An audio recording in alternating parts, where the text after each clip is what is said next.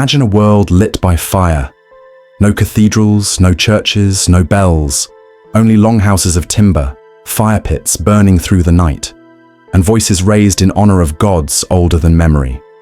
For the Vikings, the world was alive with myth. Every tree, every stone, every storm carried meaning. Thor's hammer cracked across the sky in thunder. Odin watched from his high throne, demanding wisdom, sacrifice, and blood. Freya blessed fertility, harvest, and love. These gods weren't distant or abstract. They were companions in daily life, demanding loyalty in exchange for survival. The Viking world was brutal, but it was also balanced. Honor and fate mattered more than wealth. Death in battle wasn't tragedy. It was a ticket to Valhalla, where warriors would feast, fight, and drink alongside the gods.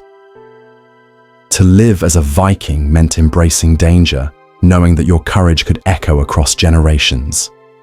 Into this world came whispers of a foreign faith. Christianity, a religion not of axes but of crosses, not of Valhalla but of heaven, not of Odin's wisdom but of Christ's sacrifice. To the Vikings, it was strange, almost weak. A God who suffered on a cross, a promise of eternal peace instead of eternal battle. For a people built on strength and survival, this faith sounded alien. At first, Christianity was simply an outsider's belief, carried into the north by merchants, priests, and unlucky monks. Some were captured in raids, dragged back as slaves, and forced to pray in secret. Others came willingly, crossing the stormy seas as missionaries, carrying wooden crosses into lands where axes answered faster than words. But the encounters weren't always quiet. The famous raid on Lindisfarne in 793 wasn't just about treasure. It was about worlds colliding. A holy site, filled with monks, manuscripts, and sacred relics, was torn apart by men who believed strength, not prayer, decided survival. To the Vikings, monasteries were rich, undefended, and weak. To Christians, the attack was terror from the edge of the world. And so the stage was set. Two faiths, two ways of life, circling each other across the seas. On one side, a warrior's code of honor, blood, and gods of thunder. On the other, a new creed of humility, forgiveness, and salvation. Neither side could fully ignore the other. This was the world before the clash truly began. A north balanced on the edge of fire and faith, waiting for the storm that would decide its soul. Section 2. The Clash of Gods and Cross. The year was 793, and the raid on Lindisfarne echoed across Europe like thunder. To Christians, it was a nightmare. The holy island desecrated, monks slaughtered, treasures carried away. To the Vikings, it was simply opportunity. The monasteries of England and Ireland were overflowing with wealth, but empty of swords. To a Norse raider, they looked like fat cattle waiting for the axe. But beneath the treasure and blood, something deeper was happening. This was no longer just a clash of armies.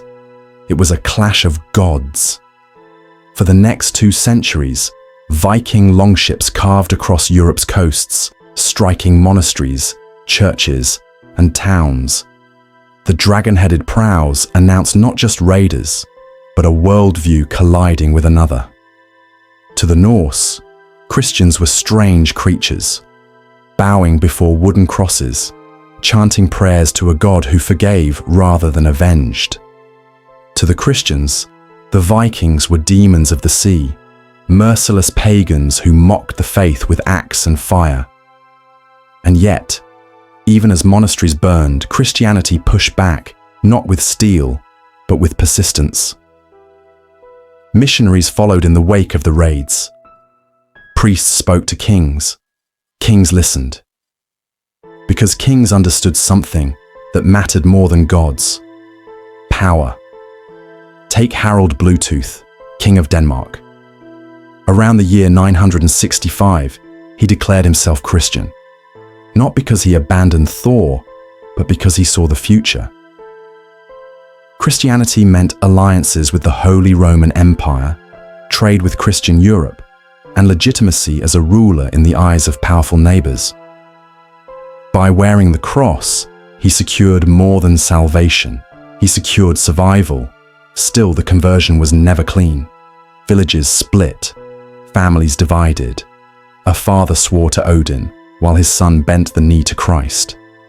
Pagan priests clung to the old rituals, sacrifices at sacred groves, feasts in honor of Thor, while Christian monks built churches stone by stone, daring Norsemen to destroy them. The struggle played out in blood as much as in words. In Norway, King Olaf Tryggvason sailed from village to village with sword in one hand and cross in the other. Those who converted lived. Those who refused often paid with their lives. Christianity spread not just through sermons, but through fire and fear. For 200 years, the North was torn. It wasn't just a matter of belief. It was identity itself. Were you a warrior promised Valhalla, or a soul promised heaven? Was honor found in spilling blood for Odin, or in forgiveness through Christ? The battlefield was not only in villages and fjords, it was in the hearts of the people. And slowly, painfully, Christianity began to win. Section 3. The North transformed. By the dawn of the 11th century, the Viking North was almost unrecognizable. Where once sacred groves echoed with offerings to Odin, now church bells rang across the valleys.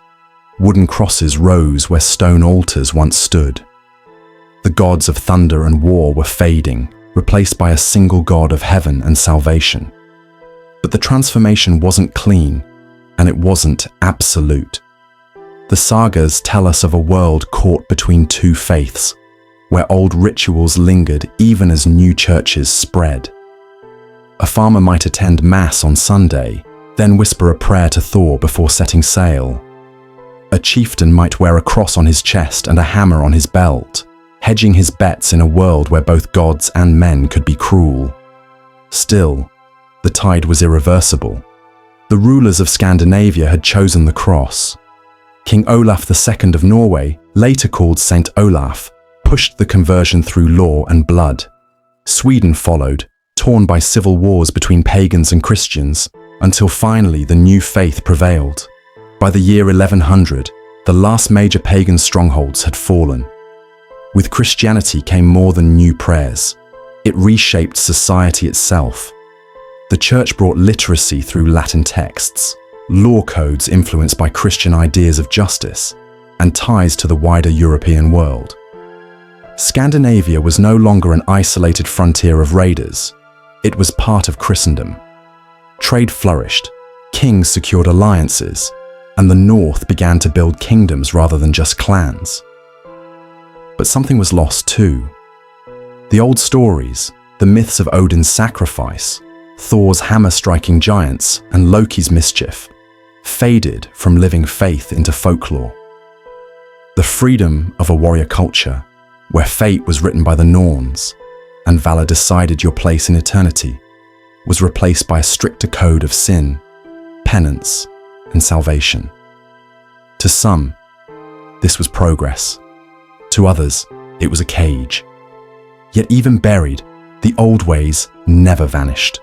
The sagas were written down, the runes remembered, the stories of Ragnarok still whispered. The Norse gods became legend, but they were never erased.